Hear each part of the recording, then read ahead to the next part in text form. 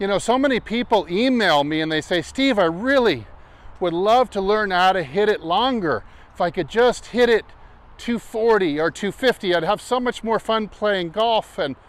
But they say, I don't want to have to swing out of my shoes. I don't want to have to swing hard. So of course, hitting the ball a long way with very little effort is the holy grail of the golf swing from tee to green, isn't it? Right after this, I'm going to show you that some of those secrets are still to be found in the grip. So right after this, let's talk about a couple key aspects of the grip. They're going to help you get that ball way out there without having to try as hard. Stay tuned.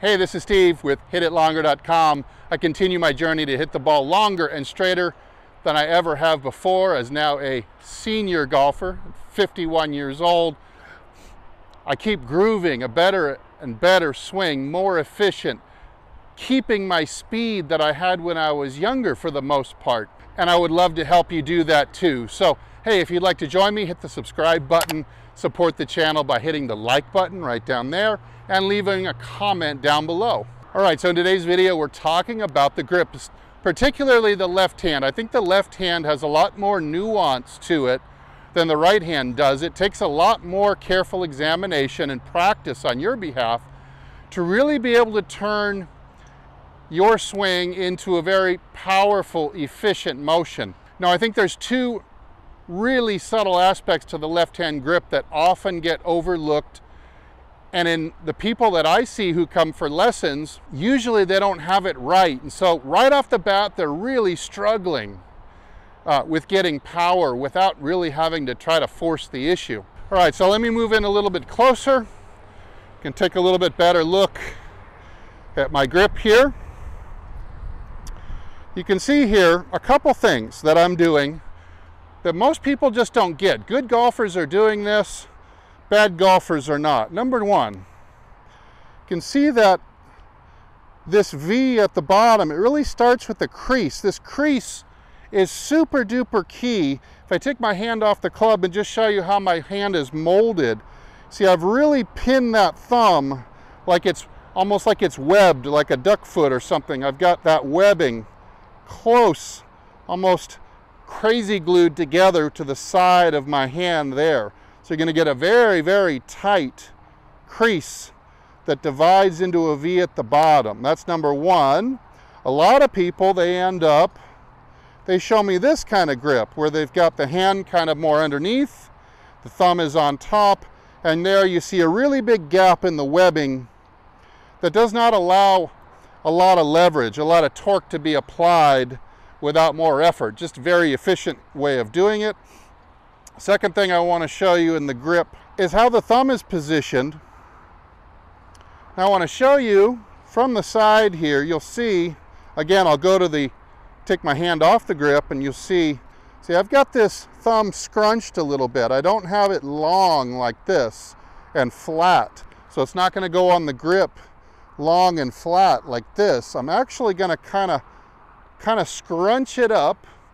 So see this last pad, it's got a little bit of an arch to it. And I'm pulling it in a little bit like this, shortening it just a bit. That way I can really get right there. That's the pressure point right there on the grip that I'm going to push with. And voila, you can see the position on there. I'll come back to face you again.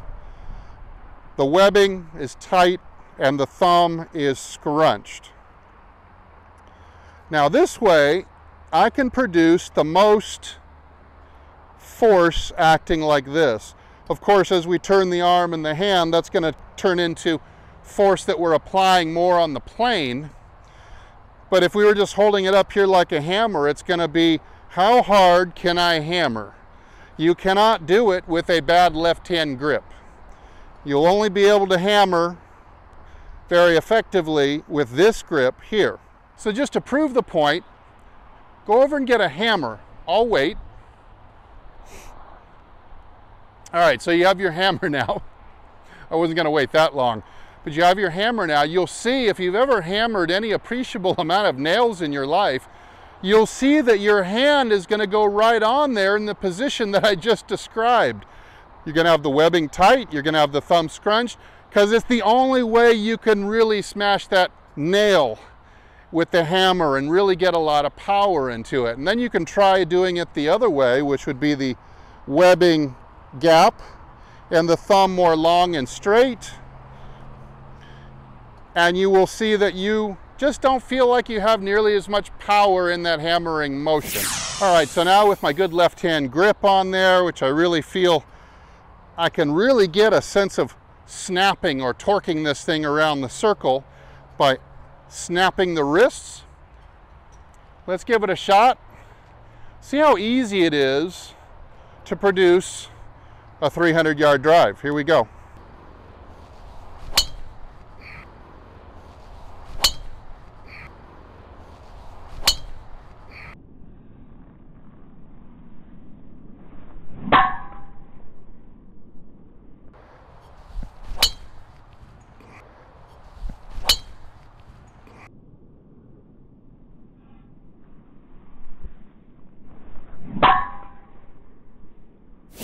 All right, so the numbers for that drive are coming right up here on the corner of the screen.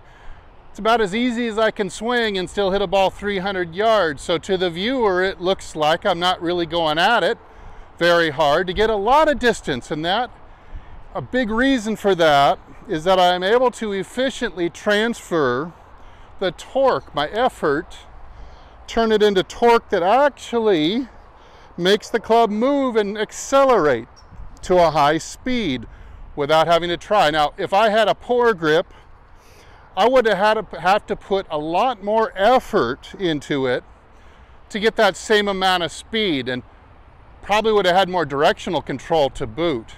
All right, so the next time you get to the range, or maybe you're just sitting around the backyard or the living room, you pick up a club, examine where your left hand is and see if you don't have that super tight webbing, little bit of a scrunched up thumb like that. You can really put some hammer into the ball next time you play. Hey, thanks so much for watching and supporting the channel. I really appreciate it. I'll either see you in the next video or I'll see you longer and straighter down the fairway. Everybody take good care.